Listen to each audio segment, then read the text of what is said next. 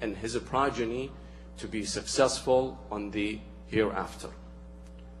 How is this success is measured, and how is this success is done?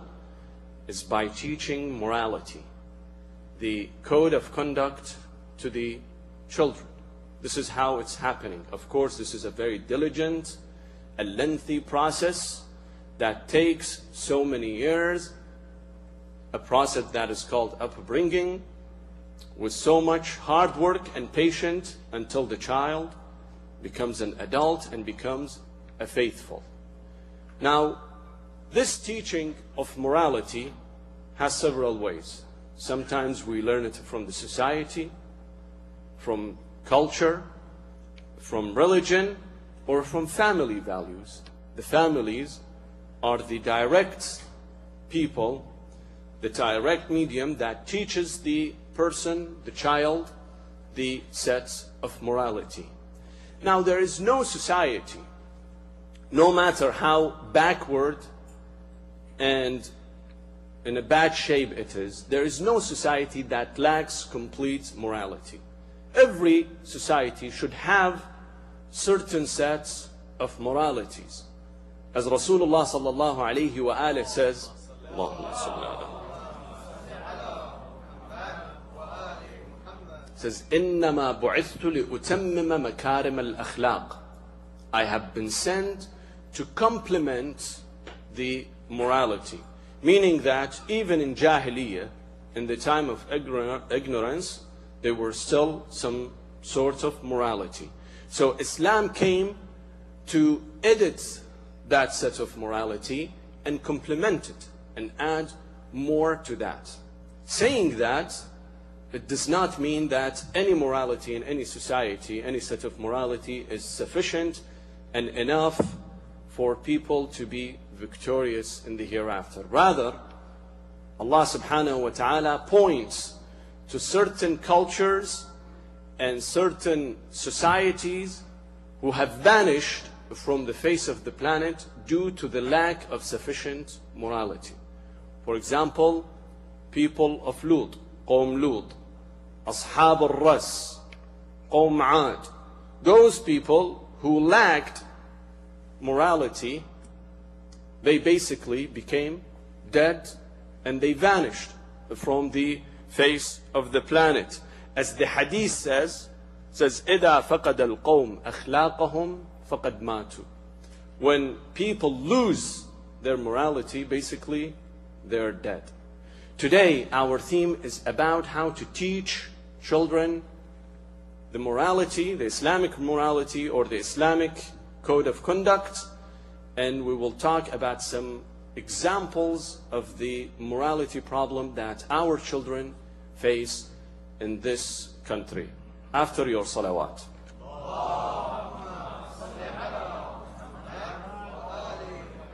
If we look carefully, we see that no religion and no faith, as much as Islam, has paid attention to the children. Islam pay attention and takes care of the children and children's rights before they are even conceived. There are multiple laws. The first laws are the ones that even before the conception of the child. According to Islamic literature and rulings, before the child is even conceived by his parents, Islam guarantees some of his rights. The child has to be born healthy, without any congenital disease, without any heretic or inheritance problem, something that's, or heredity problem that he will acquire from genetic diseases that he will get due to his parents, for example. Islam ensures that and recommends that parents, when they choose, they better make sure that their offspring come healthy and void of any illness. There is a hadith from Rasulullah sallallahu alayhi wa alihi, says, اختربوا ولا تضبوا. We know that the genetic problem, the genetic diseases, are basically have higher chances when relatives or close relatives from the parents are close relatives, from, let's say, cousins. The husband and wife are cousins, or have a close relation with each other. The reason is that those genetic diseases are recessive.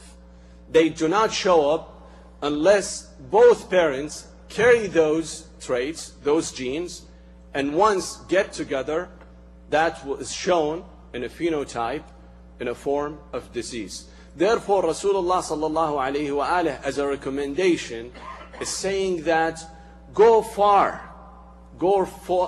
beyond your tribes and your clan. Go even farther. اختربوا ولا تضوا. Do not be breeding among yourselves, because that will cause inheritance a problem, or heredity a problem. As you can say it back in Middle East, and specifically in some regions where they are very conservative, you see the heredity problem is very rampant. Many individuals have this hereditary disease. So, according to this hadith, Islam will pay attention that. Make sure that your child, when it's born healthy, without any disease. And the ayah, when it says, وَجَعَلْنَاكُمْ شُعُوبًا وَقَبَائِلَ لِتَعَارَفُوا, Allah has created us in different ethnicities and clans and tribes. لِتَعَارَفُوا, to get acquainted. To get acquainted does not mean that I pick up the phone and say, Salamu alaikum, my name is Ja'far, and somebody say, my name is Abdullah, fi amanillah, good to see you, nice to know you, and fi amanillah. No, it means the intermarriages. Is that as we get acquainted, the marriage between two people, two tribes, will start, and intermarriages becomes more common. So this is the first right. The second right, the child is entitled to be born in a decent family, within marriage, not out of wedlock. His parents should be decent and respectable people. As the hadith says, انتخبوا لنطفكم فإن العرق دساس.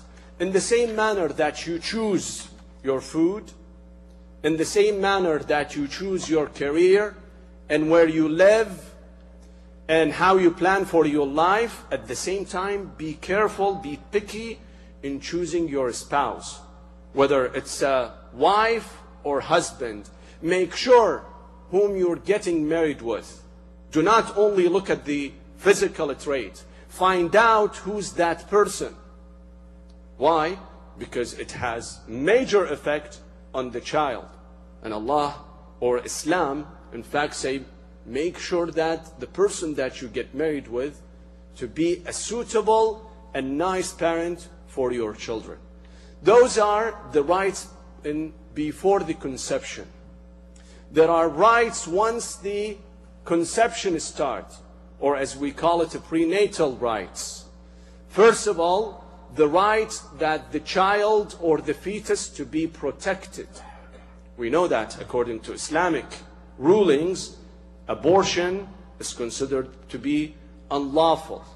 And if there are certain cases, only in the first trimester, in the first 12 weeks, if the life and health of woman, the mother, is in jeopardy at that time, yes. But other than that, no. And once it passes the 12th week, some scholars says, even if the life of the mother is in danger. Still, who say which one is more important, the life of the fetus or the life of the mother?